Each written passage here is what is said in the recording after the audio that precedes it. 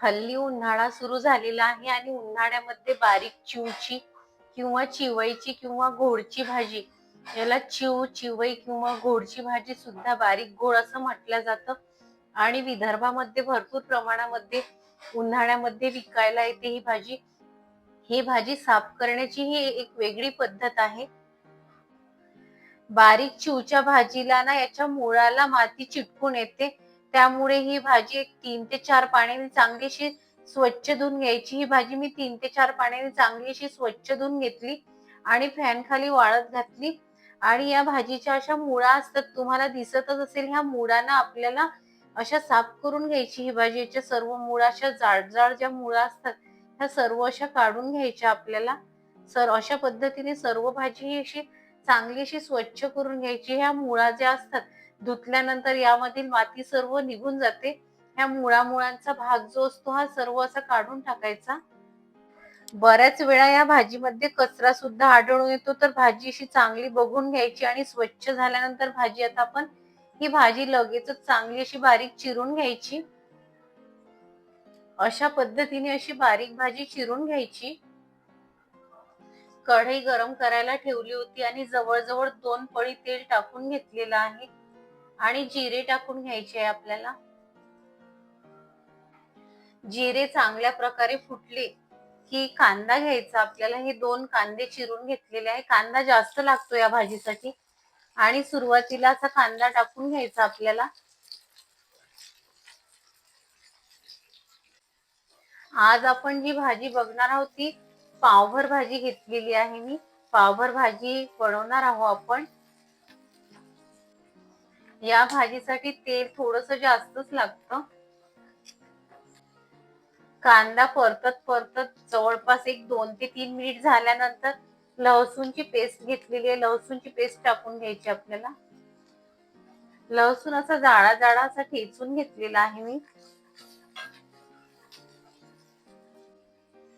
अगदी लाल बुंद किंवा अगदी सोनेरी कांदा असा करून घ्यायचा नाही बघा. हलकासा सोनेरी रंग आला कांद्याला ही हळद आणि तिखट घेतलेले तुमच्या आवडीनुसार घ्यायचंय, हे टाकून घ्यायची आणि चांगलं मिक्स केल्यानंतर ही जी भाजी आहे ही भाजी टाकून घ्यायची. गॅस बारीक आहे. भाजी चांगली फिरून झाल्यानंतर यामध्ये मीठ टाकायचं आहे. मीठ टाकताना एक काळजी घ्यायची आहे, कारण भाजीचा आकार आहे ना थोडासा कमी होतो.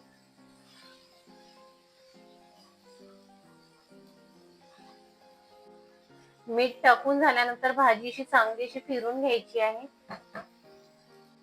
भाजी चांगली फिरून झाली की चणा डाळीचं पीठ घेतलेलं आहे. चणा डाळीचं पीठ आपल्याला वरून असं भुरभुरून घ्यायचं आहे.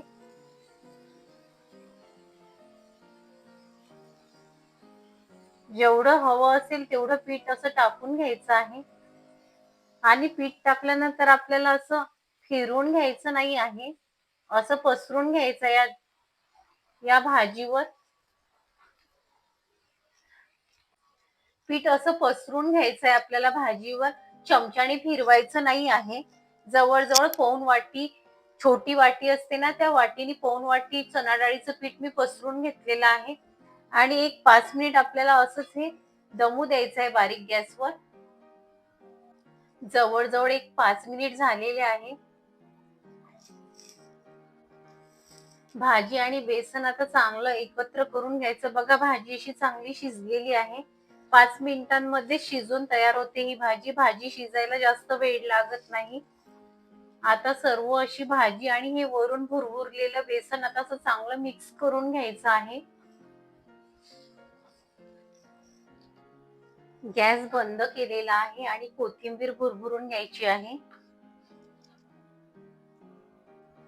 अतिशय मस्त अशी कमी वेळामध्ये अतिशय स्वादिष्ट आणि चांगली औषधीय गुणधर्माने उपयुक्त अशी भाजी तयार झालेली आहे. बारीक गोड बनवण्याच्या भाजीची पद्धत तुम्हाला आवडली नाही आवडली मला कमेंट्स मध्ये सांगायला विसरू नका आणि व्हिडिओ शेवटपर्यंत पाहिल्याबद्दल धन्यवाद. तुम्हाला जर माझी रेसिपी जराही आवडली असेल तर मित्रांमध्ये शेअर करायला विसरू नका. भेटूया एक नवीन रेसिपी सोबत. बाय.